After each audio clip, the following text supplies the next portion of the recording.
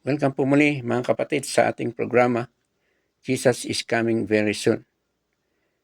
Ang talakayin po natin ngayon ay tungkol sa number ni Antikristo na ito na ang 666.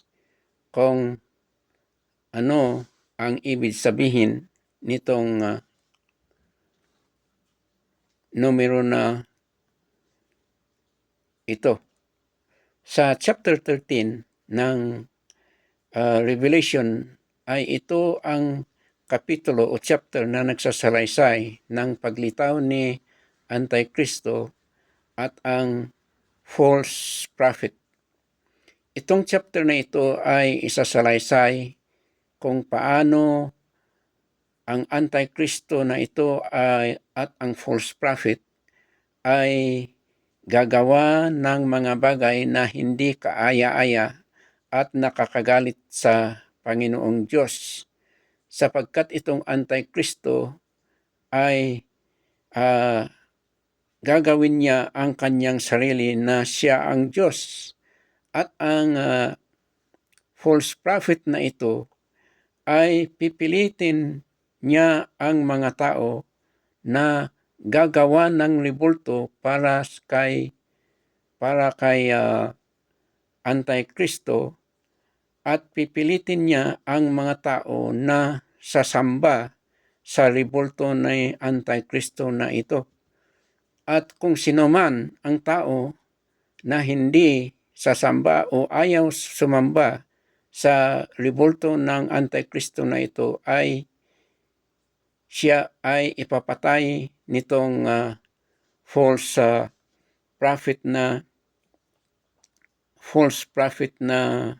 ito. At ang isa pang gagawin itong false prophet na ito ay markaan niya lahat ng tao dito sa mundo ng numerong 666. Mayaman man at mahirap na tao, at siguro maski yung mga bata ay mamarkahan niya ng 666. At ang sinumang tao na hindi gustong magpamarka ng 666 ay wala siyang freedom, wala siyang magawa, kasi hindi, ang salita ng Revelation dito ay hindi pwedeng makabili ng kanyang pagkain, at wala silang hindi nila magawa ang kagustuhan nila.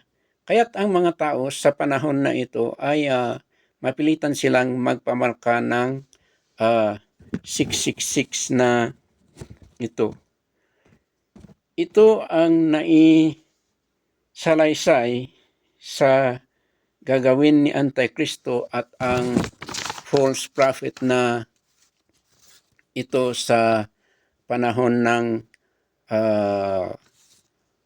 tribulation na ito, na isasalaysay ng Revelation chapter 13. Ngayon, sa verse 18, sabi dito, sa English sabi dito, "Here is wisdom, whosoever has wisdom, let him," or sabi dito, "let him who has understanding calculate the number of the beast, because it is the number of a man. The number is 666. So itong ang number ng Antikristo. Bagamat once lang na na-mention itong number dito sa 66, ditong 666 dito sa Biblia, ay naging popular itong 666 na ito sa mundo. Lahat ng maraming mga tao na aware sila o pinagkukwentuhan nila itong number na 666. Kaya't Kristiyano man o hindi Kristiyano ay parang popular sa kanila itong number ng Antikristo na 666. So, sapagkat parang itong number na ito ay pinaka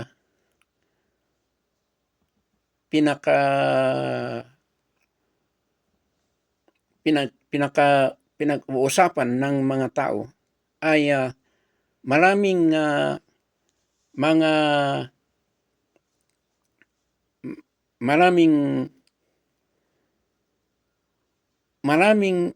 iba't ibang interpretasyon ng maraming tao na interpretasyon nila kung ano ang kahulugan nitong 666 na ito. Ngunit ang katotohanan ay hanggang ngayon wala pang nakatuklas ng tunay na ibig sabihin ng numero na ito, na natiling bilang misteryo. It remains a mystery until this time. So,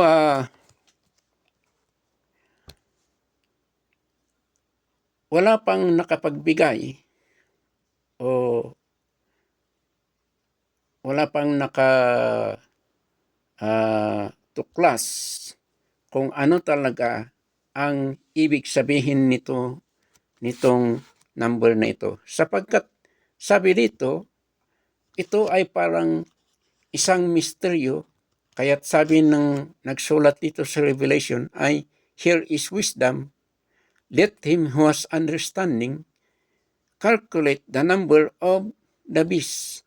So, ibig sabihin, hanggang sa panahon na ito, ay walang tao na may understanding o nakakaunawa sa numerong ito. So, sabi ko nga, itong numerong ito, maski popular na pinag-uusapan ng mga tao, ay wala pang nakatuklas kung ano talaga ang ibig sabihin ng numero na ito. Kaya't perhaps this mystery of the number 666 will be understood only when it will happen during the tribulation period. Because just like a dream, kung minsan ang mga panaginip ay alam niyo mga kapatid, itong panaginip ay isang misteryo na bagay na hindi pa naiintindihan ng tao. Even scientists cannot explain the deepness or the reality of dreams at naging misteryo sa mga tao. Ganun pa man, mayroon mga dreams na kung minsan ay na nagwa-wonder lang tayo kung bakit ano ba ang ibig sabihin ng ating panaginip.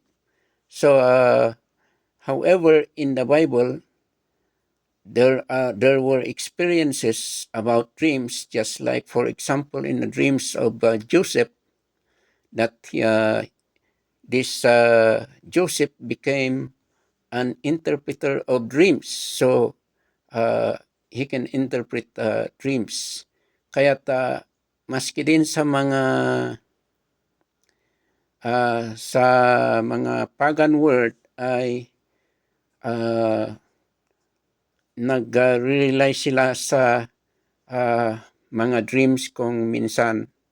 Pero ang katotohanan mga kapatid ay wala talagang nakakaalam sa isang dream. ang isang panaginip ng tao ay maintindihan lang kung mayroong magawa o ma-fulfill yung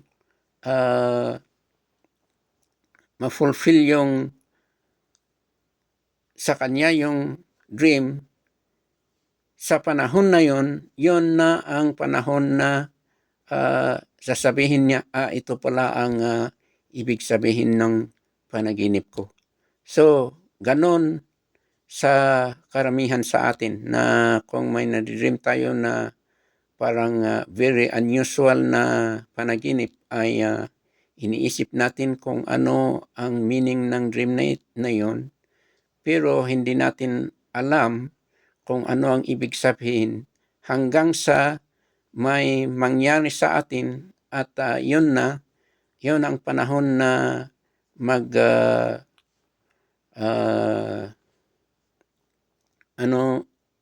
magsasabi tayo na yun pala ang ibig sabihin ng panaginip natin. So, kagaya nitong 666 na ito ay naging bagamat once lang na na-mention dito sa chapter 13 verse 18 ay naging popular na pinag-uusapan ng maraming tao. Pero ang katotohanan ay wala pang nakapagbigay ng tunay na kahulugan ng numero na ito. Kaya't siguro itong numero na ito ay maintindihan lang kung mangyari na sa panahon na yon na pagmamarka ni Antikristo. Ganun pa man ay sa mga Kristiyano ay walang kaimportante itong mga number na ito, kaya't ito ang dahilan kung bakit hindi na i-reveal ang ibig sabihin ng numero ito, kasi walang ibig sabihin natin walang kaimpo-importante sa buhay ng mga Kristiyano. Kaya't maski man dito ay sabi dito, whosoever who has understanding calculate the number of the beast because it is the number of a man. Maski sinabi dito na ito ang numero ng tao, ay wala pa talagang nakatukoy ng tunay na ibig sabihin ng 666 na ito. Sapagkat sabi ko nga,